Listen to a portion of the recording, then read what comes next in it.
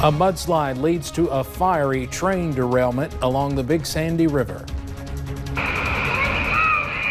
It's coming! You'll hear from one man who watched it all unfold. Their time was running out quick. It's a blessing they did that. The Lord was sure looking over them today. A dramatic water rescue, and now the investigation is underway. Plus, I said, yeah, we can do that. You think we can do that? Yeah. God can make all things happen. Cold temperatures and sunshine return tomorrow, but does that continue into the weekend? I'll have that answer right now at 6. Dedicated to Eastern and Southern Kentucky, this is WYMT Mountain News at 6.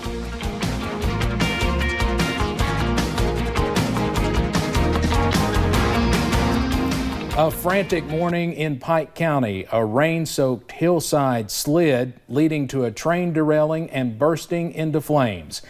Now here's the sight some woke up to. Look close, you'll see a speck of bright green. Those are the people driving that train, still stuck in the engine, which fell into the river. Luckily, both made it out alive. Tonight, the investigation is underway by CSX and the National Transportation Safety Board.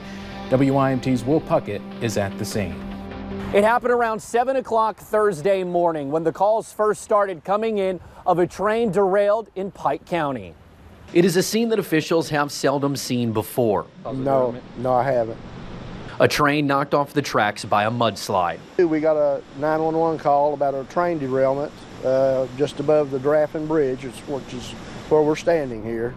Engineers or the engines were in the river and on fire. When officials responded to the scene around 7 o'clock and evacuated communities nearby. Where the fire was at the time were evacuated because of the possibility of danger of explosion from the rail cars. And while crews worked quickly to get the engineers out and move them to safety, as far as I know, it was non-life-threatening injuries. Bringing this mess to a positive ending. Now all that's left tonight is the cleanup. You saw in that viewer-submitted video that the two people inside the train were brought to safety by emergency crews. The cleanup process is now underway. In Pike County, Will Puckett, WYMT Mountain News. And tonight, CSX sent out another update saying they are deploying environmental monitoring measures to minimize impacts. The sight of that derailment left many living in the Draffin community at a loss for words. They woke up to a troubling sound just off US 460. Seeing the flames and smoke, many feared the worst. One man told us he watched it all unfold, telling WYMT's Buddy Forbes he felt helpless. Austin Cox was still sleeping. The train horn, woke me up a little bit, and then it sounded like a tornado was ripping through. It's real loud rumbling. He said he saw an orange glow. And when he got to his backyard, he already knew what he was looking at. The flames were 50, 60 feet in the air. A train derailed, lying in the water of the Russell Fork River. It was gut-wrenching to see. He called 911, convinced that the operators of the train were dead. Who survives a train crash into the river, hitting a mudslide that size, and then you survive the fire too, and you walk away from it. He soon realized he was wrong. They started asking for help, and you knew they was both alive. You're kind of relieved, but at the same time, it made you feel even worse because now you do know they are over there in that heat. But all he could do was stand and watch, yelling to the men that help was on the way. It's coming! As he saw the flames growing higher and higher. So their time was running out quick. Then he watched as local rescue crews loaded them onto a boat, taking them to safety. It's a blessing they did that. The Lord was sure looking over them today. And he says he is glad the story did not have a different ending. In Pike County, Buddy Forbes, WYMT Mountain News. The Kentucky Energy and Environment Cabinet have a team sampling the water to make sure it is safe to drink. Senate Majority Leader Mitch McConnell sent out a tweet today saying, quote, "I'm thinking about those who were taken to the local hospital and extend my thanks to the first responders at the scene. My staff will stay in contact with local officials." US 150 is still closed in Rockcastle County tonight. It's likely to stay that way for a few hours. That's after a crash left 3 people dead. It happened on US 150 again between Mount Vernon and Broadhead. Both lanes are blocked. Nick Oliver is live at the scene with the latest. Nick? Steve, good evening to you. It is a long process. That's what Kentucky State Police are telling me. And as you can see behind me, 150 does remain blocked. Several emergency vehicles really just trying to figure out what exactly happened in this crash. Now, this is video from when we first arrived earlier today. Kentucky State Police did tell me a short time ago this did involve 3 vehicles. 2 people did die in one vehicle and another person has died in a separate vehicle. They were all pronounced dead here at the scene. Now, as for the third, nobody has died, but extent of injuries, if any, are not known at this time. And like what I mentioned, this is a very long process. Kentucky State Police did call in their accident reconstruction team, who will be taking a close look at this accident and again trying to figure out how this happened in the first place. Now, as to any initial reasons this crash happened, that is not known at this time. But for now, live in Rockcastle County, Nick Oliver, WYMT Mountain News. All right, Nick, thank you very much. And of course, we'll continue to update that story on WYMT.com and have the latest tonight at 11.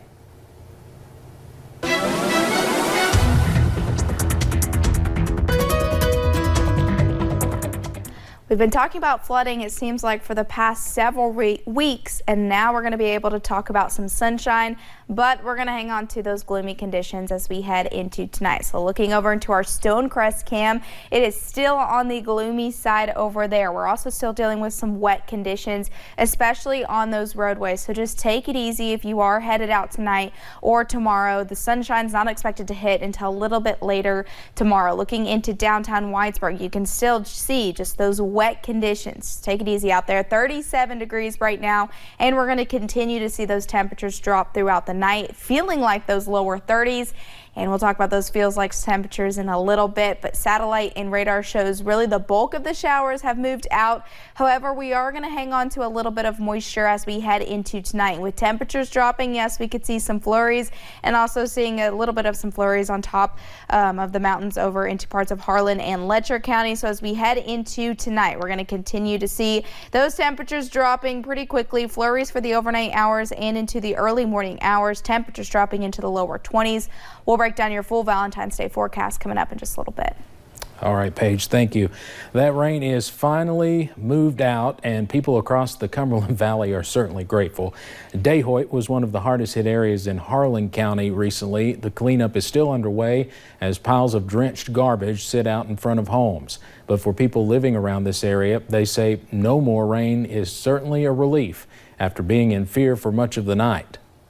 Yes, I was horrified. I mean, I heard it coming down hard and heavy, but you know, I'm safer up where I'm at, but these people down in here, yeah, it's horrible. A few areas that had high water included the Jensen community of Bell County. It's an area that typically floods. A roadway was flooded there, and the county school district canceled classes. The Cumberland River in Barberville sits around 25 feet this evening. Minor flooding is expected to persist for at least another day. It's expected to rise to a little more than 26 feet tomorrow. Some roads will remain closed for the next 24 to 48 hours. We also still have a few school closings and delays for tomorrow. You can see those at the bottom of your screen and on WYMT.com. During the flooding aftermath, we are once again seeing the kindness of people across the mountains. Now, one of those folks is Ermadine Sutton. She's using her business to help flood victims. WYMT's Hannah Reynolds shows us how her little laundromat is giving folks hope. To many in Williamsburg, Ermadine Sutton is known as Grandma. It's been a long time.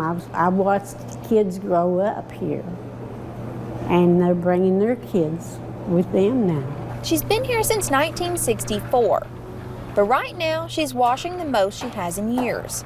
These can hold 2 loads, and then you go over on the other side, and them hold 3 loads, and 4 loads, and 6 loads. The mat needs every load they can hold. This whole community's been affected the past more than a week, And so on Sunday, we were talking about just ways that we could help. They felt God laid it on their heart to clean clothes covered in mud from flooding getting into homes. I said, yeah, we can do that. You think we can do that? Yeah. Since Tuesday, donations of detergent and dryer sheets poured in. All of this stuff, I mean, it's all the way down to the bottom. There are people from out of state that have been contributing money. It's been wild. That money already more than $500 to make sure no one has to pay to get back on their feet. God can make all things happen. One load of laundry at a time. In Whitley County, Hannah Reynolds, WYMT Mountain News. Since many people have not been able to get back into their homes yet in parts of Whitley County, they're going to continue the free washes through next week. A group from Lexington is taking up donations to help many of you in the Cumberland Valley. You might remember Heritage Baptist Church. They helped laid off miners during the Black Jewel protest. Leaders there will accept donations through Saturday morning. They will then make a couple of stops in eastern Kentucky. Once we learn the distribution information, we will share that with you. Governor Andy Beshear is touring some of the areas most impacted by flooding. He declared a state of emergency last week for southeastern Kentucky. Now 10 counties on their own and 7 cities declared their own states of emergency. Crews have been giving out bottled water to people in Knox County after a major water outage, and sandbags and pumps also were sent to flooded areas. The governor is calling on people to make safety their top priority.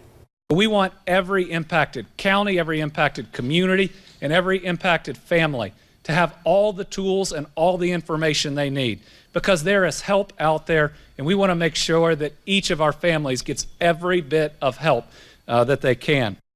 It also came out during that news conference that more than 200 homes have been affected by the recent flooding. That's just an initial count. The Department of Public Health is urging the public to make sure you're up to date on tetanus shots, especially during these cleanup efforts. No approved budget means no money and layoffs for the Breathitt County Sheriff's Department. The department is a fee office, meaning they operate off of fees and a state advancement.